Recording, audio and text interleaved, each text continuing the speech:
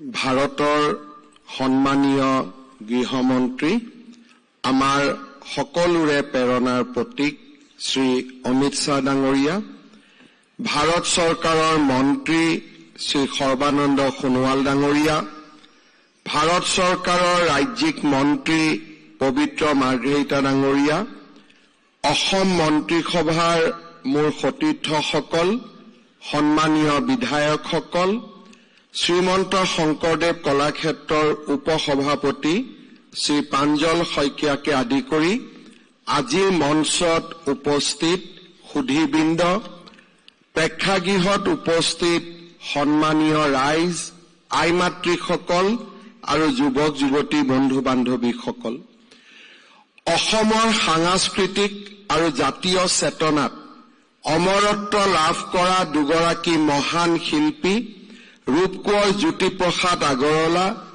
আৰু কলাগুৰু বিষ্ণুপ্ৰসাদ ৰাভাদেৱৰ পবিত্ৰ স্মৃতিত উৎসৰ্গিত কৰা জ্যোতি বিষ্ণু আন্তৰ্জাতিক কলা মন্দিৰৰ শুভ উদ্বোধনৰ এই অনুষ্ঠানলৈ মই কেন্দ্ৰীয় গৃহ আৰু সমবায় বিভাগৰ মাননীয় মন্ত্ৰী শ্ৰী অমিত শ্বাহ ডাঙৰীয়াক আন্তৰিক স্বাগতম জনাইছো।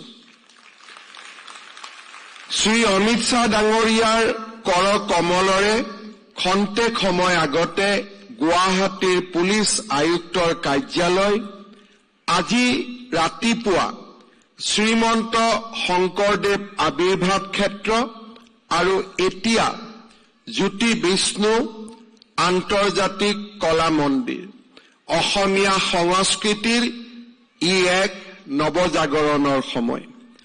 আজি আমাৰ বাবে অত্যন্ত গৌৰৱৰ বিষয় যে অসমত আজি আমি এটা ৫,০০০ লোক একেলগে বহিব পৰা এটা প্ৰেক্ষাগৃহ নিৰ্মাণ কৰিবলৈ সক্ষম হৈছো। এই প্ৰেক্ষাগৃহ উত্তৰ পূৰ্বাঞ্চলৰ নহয়, পূৰ্বাঞ্চলৰ ভিতৰতে আটাইতকৈ বেছি আধুনিক সুবিধাৰে সুসজ্জিত আৰু ভাৰতবৰ্ষৰ ভিতৰতে ই এটা লেখত ল'বলগীয়া কলা মন্দিৰ, তাক আজি অসমবাসীয়ে গৌৰৱেৰে সৈতে ক'ব পাৰে। শ্ৰদ্ধাৰ সুধীবৃন্দ, ৰূপকোঁৱৰ জ্যোতিপ্ৰসাদ আগৰৱালা আৰু বিষ্ণুপ্ৰসাদ ৰাভাই অসমীয়া সংস্কৃতিৰ এক নৱজাগৰণৰ সৃষ্টি কৰিছিল। আজি দুইগৰাকী মহান ব্যক্তিৰ নামত এই আন্তৰ্জাতিক কলা মন্দিৰ উৎসৰ্গা কৰিবলৈ পাই সঁচাকৈ আমি গৌৰৱ অনুভৱ কৰিছো।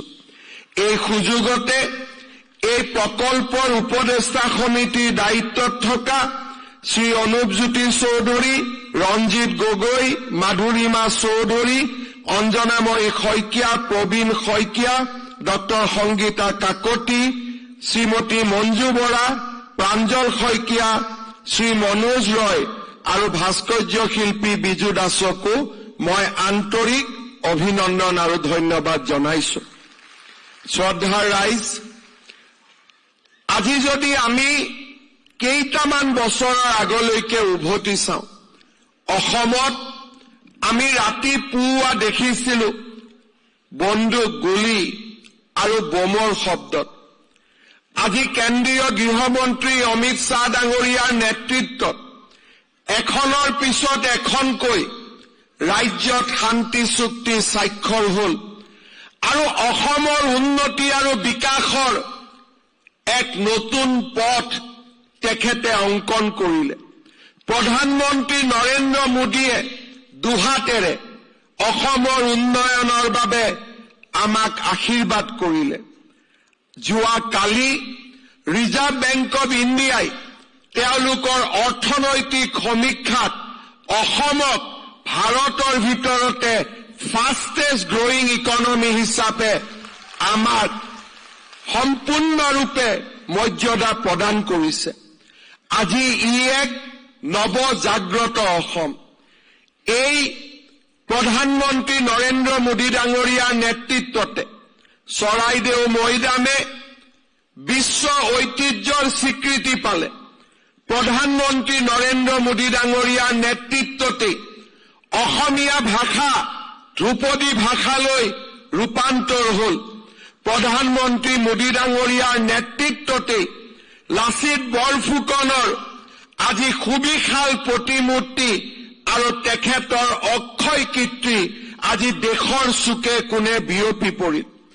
আজি প্ৰধানমন্ত্ৰী ডাঙৰীয়াৰ আশীৰ্বাদত আমি ৰাতিপুৱা মহাপুৰুষ শ্ৰীমন্ত শংকৰদেৱ আবিৰ্ভাৱ ক্ষেত্ৰৰ উদ্বোধন কৰিছিলো, যি এক নান্দনিক আৰু আধ্যাত্মিক পৰিৱেশে বৈকুণ্ঠপুৰীলৈ বটদ্ৰৱাক ৰূপান্তৰ কৰিছে।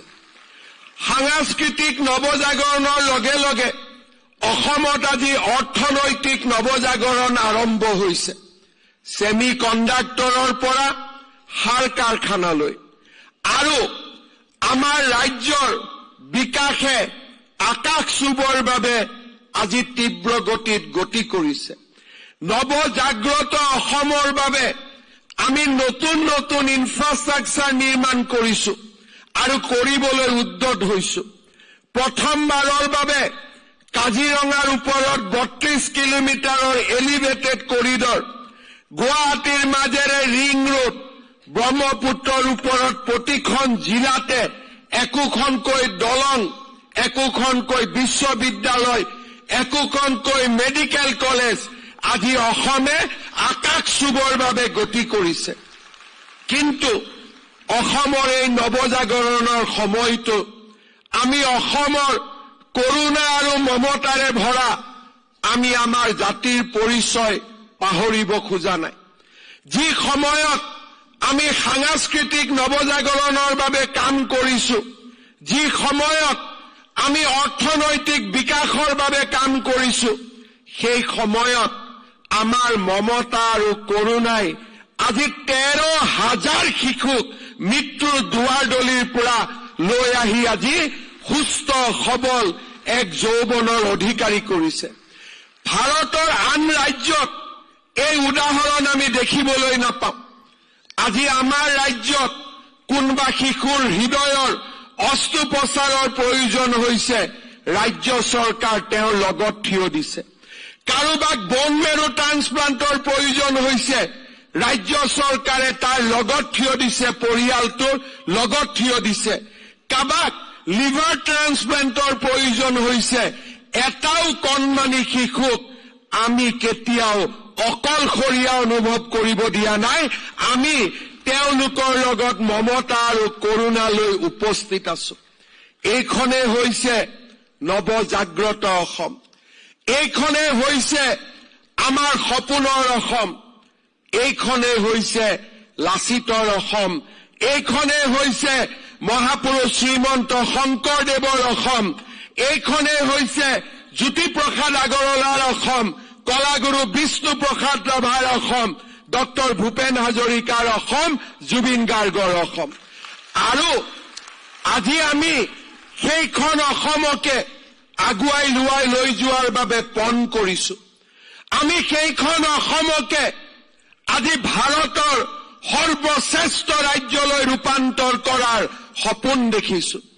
আজি অসমীয়াই 800 শ্বহীদৰ শ্বহীদ স্তম্ভক লৈ গৌৰৱ কৰিব পাৰে। ব্ৰহ্মপুত্ৰ নদীত গৈ ৰিভাৰ বেংকৰ বাগিচাক লৈ গৌৰৱ কৰিব পাৰে। আজি অসমে যোৰহাটলৈ গৈ ফ্ৰীডম মুভমেণ্ট পাৰ্কক চাই গৌৰৱ অনুভৱ কৰিব পাৰে। আজি অসমে ধুবুৰীৰ পৰা শদিয়ালৈ, শিলচৰৰ পৰা জোনাইলৈ প্ৰতিখন গাঁৱত, প্ৰতিখন নগৰত হোৱা উন্নয়ন আৰু বিকাশক লৈ গৌৰৱ অনুভৱ কৰিব পাৰে। আমি আশা কৰিম অনাগত দিনতো আমি এই নৱজাগ্ৰত অসমখনক আৰু আগুৱাই লৈ যাম। আমাৰ লক্ষ্য আমাৰ ৰাজ্যখনক ভাৰতবৰ্ষৰ 5খন ৰাজ্যৰ ভিতৰত সৰ্বশ্ৰেষ্ঠ ৰাজ্য হিচাপে প্ৰতিষ্ঠা কৰা। আৰু মই বিশ্বাস কৰোঁ প্ৰধানমন্ত্ৰী নৰেন্দ্ৰ মোদী ডাঙৰীয়া, গৃহমন্ত্ৰী অমিত শ্বাহ ডাঙৰীয়া আৰু অসমৰ ৰাইজৰ আশীৰ্বাদত অসমে সপোন দেখিব, সপোন বাস্তৱত ৰূপায়ণ কৰিব আৰু অসমে আকাশ চুব। ধন্যবাদ। জয় হিন্দ, বন্দে মাতৰম।